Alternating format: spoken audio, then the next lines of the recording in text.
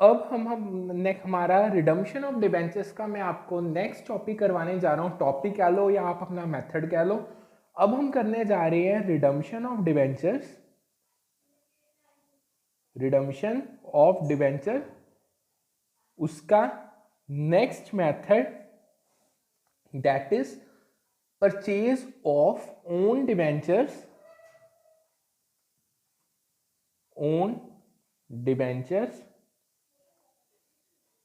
In the open market. देखो मैं आपको ऑलरेडी दो मेथड करवा चुका हूं। सबसे पहले हमने रिडम्पशन का मेथड किया था लमसम मेथड, सेकंड हमने किया था बाय ड्रॉ ऑफ लॉट्स। अब ये थर्ड मेथड है that is purchase of own debentures in the open market. ये मेथड स्टार्ट करवाने से पहले please do like and subscribe my channel, ताकि आपको जब भी मैं वीडियो डालूं आपको नोटिफिकेशन मिल जाए। और अगर किसी को भी कोई प्रॉब्लम आती है, कोई भी क्वेरी है, you can mention in that comments, मैं आपको उसका भी सोल्यूशन प्रोवाइड कर दूंगा। अब जो हम ये करने जा रहे हैं ये है third method. Basically companies act 2013 does not restrict a company to purchase its own debentures. A company, if authorized by the terms of issue, may purchase its own debenture from the open market, provided it seems to be profitable and convenient. देखो जो companies act 2013 है उसने बिल्कुल भी कोई restriction नहीं लगाई कि कंपनी अपने खुद के डिबेंचर्स परचेज नहीं कर सकती। कंपनी को अगर लगता है कि it seems to be profitable and convenient, then company open market से अपने खुद के डिबेंचर्स को परचेज कर सकती है, यानी open one purchase its own debentures. अब यहां पे एक क्वेश्चन होता है परचेज इट्स ओन डिबेंचर्स। अब देखो नेक्स्ट जो हम रिडम्पशन करते हैं थ्रू ओपन मार्केट, उसमें ना दो केसेस आते हैं। पहले वो दो केस देखते हैं कौन कौन से हैं, यानी redemption by purchase in open market. देखो कंपनीज दो कारणों के लिए ओपन मार्केट से डिबेंचर्स को परचेज करती हैं। जो सबसे पहला that is for immediate cancellation, for immediate cancellation, और जो सेकेंड है that is held as an investment. और अगर कंपनी देखो जो तो फर्स्ट मेथड है उसमें तो डिबेंचर्स को इमीडिएटली कैंसिल कर दिया जाता है, और अगर कंपनी सेकेंड मेथड के थ्रू चलती है यानी वो उसको इन्वेस्टमेंट के लिए हेल्ड ऑन कर लेते हैं, देन उनके पास आगे दो ऑप्शंस होती हैं। इधर उनको लेटर ऑन बेच देना यानी सोल्ड लेटर, और सेकेंड होती है या कुछ टाइम बाद उनको कैंसल कर देना यानी कैंसल्ड लेटर। बेसिकली जो अब ये मैं आपको करवाने जा रहा हूं, मैं अब आपको करवाने जा रहा हूं redemption by purchase in open market for immediate cancellation. यानी जो अब हम करने जा रहे हैं that is for immediate cancellation. Okay, so let's सी। इसमें पहले तो हम अच्छे से समझते हैं अकाउंटिंग ट्रीटमेंट होगा क्या। The purchase cost of the debentures में बी इक्वल टू और लेस देन और the more than the nominal value of debenture. अब यहाँ पे ना तीन सिचुएशंस अराइज होती हैं। देखो जो डिबेंचर्स की नॉमिनल वैल्यू है और जो कंपनी अपने ही डिबेंचर्स को परचेज करती है, फर्स्ट केस जो हो सकता है नॉमिनल वैल्यू के बराबर ही परचेज कॉस्ट हो। ओके, सेकेंड केस क्या हो सकता है, जितनी डिबेंचर्स की नॉमिनल वैल्यू है purchase cost might be greater than it, यानी परचेज कॉस्ट ग्रेटर हो सकती है। और जो थर्ड आता है दैट इज जितनी डिबेंचर्स की नॉमिनल वैल्यू है परचेज कॉस्ट कम हो सकती है उसके कंपैरिजन। अब हम ये तीनों चीजें इस चीज में देखेंगे। सबसे पहले हम करेंगे when debentures are purchase at a price equal to nominal value of debenture, यानी जो फर्स्ट केस है when purchase price equal to nominal value, उस केस में जो जर्नल एंट्रीज पास ऑन की जाती हैं डाटा सबसे पहले on purchase of debentures, debentures को परचेज करने की जो जर्नल एंट्री है that is own debenture account debit to bank account, own debenture account debit to bank account with the purchase price, यानी जितना परचेज प्राइस है वो यहां पे आ जाएगा। नेक्स्ट जो एंट्री की जाती है, क्योंकि ये है अब फॉर इमीडिएट कैंसिलेशन, यानी second entry will be for cancellation, that will be debenture account debit to own debenture account. Okay, इस एंट्री को पास ऑन करने से जो हमने डिबेंचर्स को परचेज किया वो इमीडिएटली कैंसल हो जाते हैं। ये तो थी फर्स्ट केस की एंट्रीज। अब लेट्स से सेकंड केस में कौन सी एंट्रीज पास की जाती है। सेकंड केस है हमारा when debentures are purchased at a price below the nominal value of debenture, यानी जो हमारा डिबेंचर्स का परचेज प्राइस है that is less than the nominal value. So उस केस में जो जर्नल एंट्रीज पास की जाएंगी, सबसे पहले जो की जाती है that is for purchase. So purchase के टाइम पे, इसको मैं 2 सेक्शंस में डिवाइड कर लेता हूं। परचेज के टाइम पे entry will be own debenture account debit to bank account, that is similar to the last entry we have pass. Purchase के बाद हम करेंगे कैंसलेशन की, दैट इज कैंसलेशन। देखो यहां पे जो कैंसलेशन की एंट्री आएगी दैट विल बी डिफरेंट, वो आएगी debenture account debit to own debenture account, और जो हमें प्रॉफिट हो रहा है that will be credit to profit on cancellation of own debenture account. क्योंकि बेसिकली हमने जो डिबेंचर्स खरीदे हैं दैट वो हमने नॉमिनल वैल्यू से भी कम में खरीदे हैं। सो जितना उनका डिफरेंस है that will be credit to profit on cancellation of own debenture account. और एट लास्ट हम जो लास्ट एंट्री है उसमें हम ये प्रॉफिट को ट्रांसफर कर देंगे to profit transfer to capital reserve. So जो जनरल एंट्री आएगी that will be profit on cancellation of own debenture account debit to capital reserve account। Okay, so इससे हमने तीनों एंट्रीज पास कर दी। Profit on cancellation of debenture is a capital profit and therefore it is transferred to capital account. अब इसका कारण क्या था, हमने इस प्रॉफिट को कैपिटल रिजर्व में ट्रांसफर किया, क्योंकि बेसिकली ये जो प्रॉफिट ये अराइज हुआ due to difference in the nominal value and purchase price, यानी एक तरीके से ये कैपिटल प्रॉफिट हो, क्योंकि ये जो डिबेंचर्स होते हैं इधर उनकी परचेज होगी, उनकी रिडम्पशन होगी, दीज आर कैपिटल आइटम्स, क्योंकि ये मोस्टली लाइफ टाइम या काफी टाइम के लिए होते हैं। सो इसको हमने कैपिटल रिजर्व में ट्रांसफर कर दिया। अब हमने 2 केस कर लिए, अब हम तीसरा केस करने जा रहे हैं when debentures are purchased at a price higher than the nominal value, यानी जो परचेज प्राइस है that is greater than nominal value. Okay, so देखो सबसे पहली entry there will be same, सबसे पहले हम परचेज करेंगे। सो परचेज की एंट्री आ जाएगी own debenture account debit to bank account. उसके बाद हम करेंगे डिबेंचर्स को cancel, that will be entry for cancellation will be, देखो अगर हमारा परचेज प्राइस कम था तो हमें प्रॉफिट हो रहा था, अब परचेज प्राइस ग्रेटर है तो अब हमें होगा loss. So entry will be debenture account debit loss on cancellation of own debenture account debit to own debenture account, यानी बेसिकली अब हमें हो रहा है लॉस। सो लॉस को हमने कर दिया है डेबिट, जो अब इसका लॉस है, loss on cancellation of own debenture is a capital loss and it may be written off either out of capital reserve or statement of profit and loss. When debentures are redeemed under the manner DRR at the rate of 10% of the total debenture issue must be created before the commencement of redemption।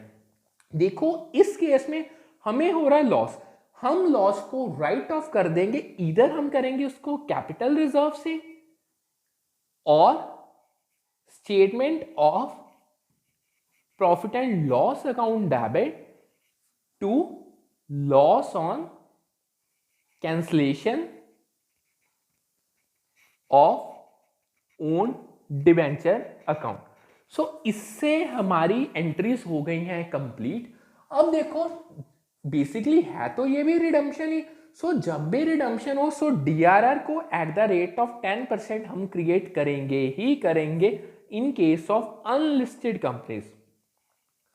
So hope so आपको समझ आ गया होगा कि किस तरीके से debentures purchase किए जाते हैं और क्या जर्नल एंट्रीज पास की जाती हैं जब कंपनी अपने ही डिबेंचर्स को for immediate cancellation open market से परचेज करती है। ये तो थे थियोरेटिकली। अब मैं आपको एक प्रैक्टिकल क्वेश्चन करवाता हूं जिससे आपको ज्यादा क्लैरिटी मिलेगी। So again I am requesting so do subscribe and like my channel. और अगर आपको कोई भी डाउट होता है तो you can mention in the comment section. So let's see a statement what is given in the practical question. So next हमें उन्होंने क्या दिया है क्वेश्चन में, we are given on 1st April 2015 a company issued, एक कंपनी है उसने 10,000 9% debenture eight the rate of 100 each issue किए हैं at a discount of 5%. The terms of issue provide for redemption of 1 lakh worth of debenture every year commencing from the end of 2016 and 17. अब उन्होंने कहा 2016 to 17 के and पे आपने redemption start करनी है ऑफ ₹1 लाख के डिबेंचर आप हर साल रिडीम करोगे एवरी ईयर। नेक्स्ट वो क्या कह रही है, either by purchasing in the open market or by draw of lots at the company's option. अब आपके पास दोनों ऑप्शंस है, इधर आप ड्रॉ ऑफ लॉट्स कर दो और इधर आप ओपन मार्केट से परचेज कर लो। Okay. Next, during the year 2016-17, the company purchased 400 debentures and 95. अब 2016-17 में ही कंपनी ने क्या किया, उसने अपने ही 400 debentures eight the rate of 95 each purchase कर लिए एंड 500 डिबेंचर्स फॉर 96 और 500 debenture eight the rate of 96 के हिसाब से for immediate cancellation.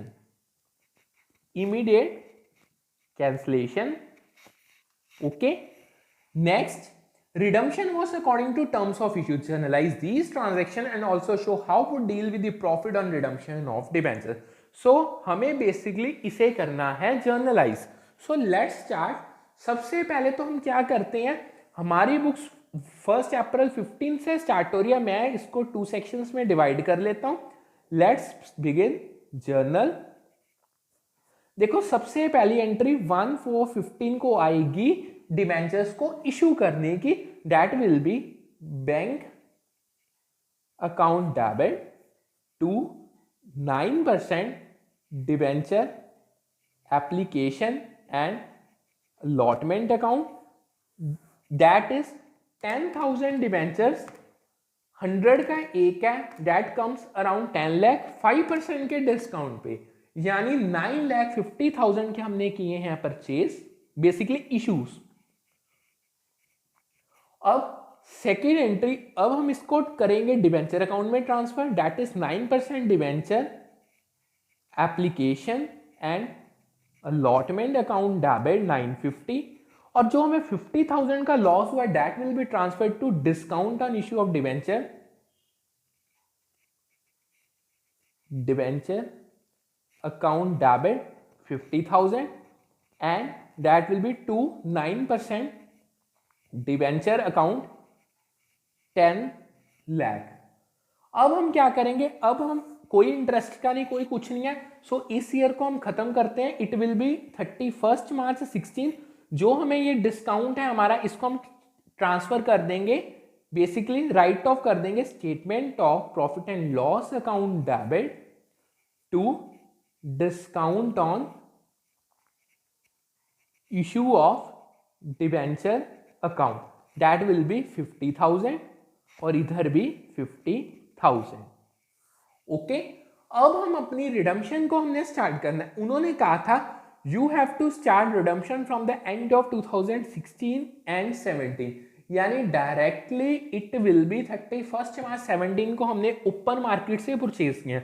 इससे पहले देखो रिडम्पशन की दो स्टैट्यूटरी कंडीशन थी, एक थी डीआरआई की, एक थी डीआरआर की। सो अब हम उनको करते हैं फुलफिल। देखो अगर हमारी रिडम्पशन बिगिंस फ्रॉम 31 मार्च 17, तो एग्जैक्ट इसके पहले जो अप्रैल आएगी 34, इट विल बी ऑफ 16। इस डेट को हम डीआरआई में अमाउंट इन्वेस्ट करेंगे at the rate of 15% of the face value. So इसकी एंट्री डालते हैं, दैट इज 34/16 को DRI account debit to bank account. अब देखो हमें जो रिडम्पशन करनी है टोटल हमें करनी है that for 10 lakh, that is for 1 lakh इस ईयर में इंटू 15%, यानी कि 15,000 की हमने कर दी इन्वेस्टमेंट। ओके, नेक्स्ट हम अपना क्रिएट करेंगे सिमिलर सेम डेट को, that is DRR surplus in statement of profit and loss account debit to debenture redemption reserve account. अब देखो अब हमें टोटल रिडम्पशन कितने की करनी है, दैट इज फॉर टोटल है हमारी रिडम्पशन 10 लाख की। अब जो हमने डीआरआर क्रिएट करना है that is eight the rate of 10%। सो 10 लाख का 10% it comes around 1 lakh rupees, वो हमने अपने डीआरआर में कर दिया ट्रांसफर। ओके, सो अब हम करेंगे अपने डिबेंचर्स की रिडम्पशन। सो डिबेंचर्स की रिडम्पशन के लिए सबसे पहले अब हम जो फर्स्ट हमने रिडम्पशन ओपन मार्केट से परचेज हुआ that is on 31 March 17 own debenture account debit to bank account. देखो हमने 400 डिबेंचर्स 95 का एक, यानी total it comes around to be 400 into 95, 38,000 के डिबेंचर्स हमने ओपन मार्केट से परचेज कर लिए। अब देखो अब जो ये डिबेंचर्स थे ये इशू हुए थे, यानी 100 - 5%, यानी 95 पे इशू हुए थे। अब इनको जो परचेज किया गया एग्जैक्ट 95 पे ही किया गया है। बेसिकली आप ना यहाँ पे एक चीज और देखो, अगर हम डिस्काउंट को कंसीडर करेंगे तो कभी भी हमारी एग्जैक्ट नॉमिनल वैल्यू नहीं आएगी। हम जब भी ये प्रॉफिट या लॉस कैलकुलेट करेंगे हम इस वैल्यू के बेसिस पे करेंगे, क्योंकि 100 ही हमारी नॉमिनल वैल्यू है। सो देखो 100 वाला डिबेंचर 95 में हमने ओपन मार्केट से परचेज कर लिया, यानी 5 रुपीज का हमें प्रॉफिट हुआ है। सो उसकी अब हम करेंगे कैंसिलेशन की entry, that will be 9% debenture account debit to own debenture account. देखो हमने 400 इंटू 100 यानी 40,000 के डिबेंचर थे, 38,000 में हमने परचेज कर लिए, और जो हमें 2,000 का हुआ that is to profit on cancellation of own debenture, that is for 2,000। अब हम क्या करेंगे, हमने ये एंट्री कर दी। अब हमने सेकंड 500 डिबेंचर्स परचेज किए उसकी डालेंगे, दैट इज फॉर, इसको हम 2 सेक्शंस में डिवाइड कर लेते हैं। अब जो हमारी डेट थी that is 31 March and 17 basically.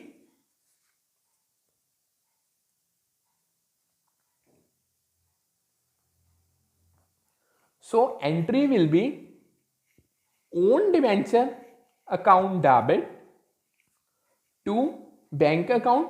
500 debentures हैं 96 का एक, so it comes to be 500 into 96, यानी 48,000 के हमने परचेज कर लिए।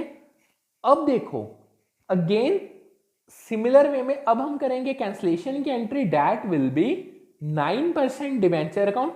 500 डिबेंचर जो ओरिजिनल वैल्यू जिसकी 100 थी यानी 50,000, अब परचेज किसने में हुआ, to own debenture account that is purchase for 48,000, यानी जो हमें 2000 का प्रॉफिट हुआ that is to profit on cancellation of own debenture account that is 2000।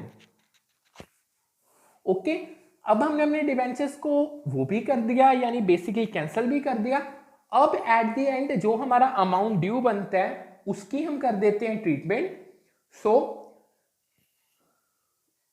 अब यहां पे आपको एक पॉइंट कंसीडरेशन में लाना है, हम 1 साल की बुक्स बना रहे हैं, हमने इस साल 1 लाख के डिबेंचर्स को करना था, यानी 1 लाख डिबेंचर्स डिवाइडेड बाय 100, यानी इन शॉर्ट 1000 डिबेंचर्स को हमने करना था रिडीम, जिसमें से हम 400 प्लस 500 900 ऑलरेडी कर चुके हैं। जो बैलेंस बचा 100 डिबेंचर्स का उसको हम कर देंगे डायरेक्ट ड्यू।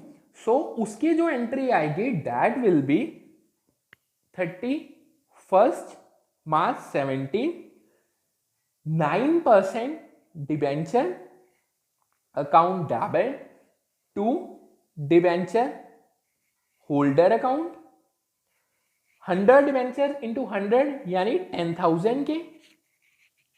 अब इसकी हम कर देंगे पेमेंट 31/17 को debenture holder account debit to bank account that is for 10,000। देखो बेसिकली हमें 16 एंड 17 के ईयर में 1 लाख के डिबेंचर्स यानी रुपीस 1 लाख के डिबेंचर्स को रिडीम करना था, यानी basically it comes around 1000 debentures eight the rate of 100 each, जिसमें से हमने 400 प्लस 500 यानी 900 के ओपन मार्केट से कंपनी ने खुद परचेज कर लिए, और जो रेस्ट 100 के बचे थे उनको रिडीम कर दिया, डायरेक्टली उनकी पेमेंट कर दी, जो उसकी जर्नल एंट्री हम ऑलरेडी यहां पे डाल चुके हैं। अब एट द एंड जो हमें प्रॉफिट हुआ कैंसिलेशन पे उसको हम ट्रांसफर कर देंगे last entry to capital reserve, that is profit on cancellation of own debenture account debit to capital reserve account. देखो 2000 के एक बार 2000 के एक बार, यानी दोनों को अगर प्लस कर दे 4000 का हमें प्रॉफिट हुआ that is transferred to capital reserve account. So इससे हमारा ये मेथड भी कंप्लीट होता है, हमारा सम भी कंप्लीट होता है। सो होप्स आपको अच्छे से समझ आ गया होगा। अगर आपकी कोई भी क्वेरी है you can mention in the comment section. Second, kindly subscribe and like my channel. अब हमारा ओपन मार्केट से परचेज फॉर इमीडिएट कैंसलेशन, इसका टॉपिक फुल फ्लेज हो गया है कंप्लीट, जो आपको होप तो समझ भी आ गया होगा। अब जो नेक्स्ट मैथ इसका लेटर ऑन हम अपने ही डिवेंचर्स को अगर as a investment held on करते हैं फॉर सेलिंग लेटर ऑन और फॉर लेटर ऑन कैंसलिंग, उसका मैं आपको ट्रीटमेंट नेक्स्ट वीडियो में बताऊंगा। Thank you.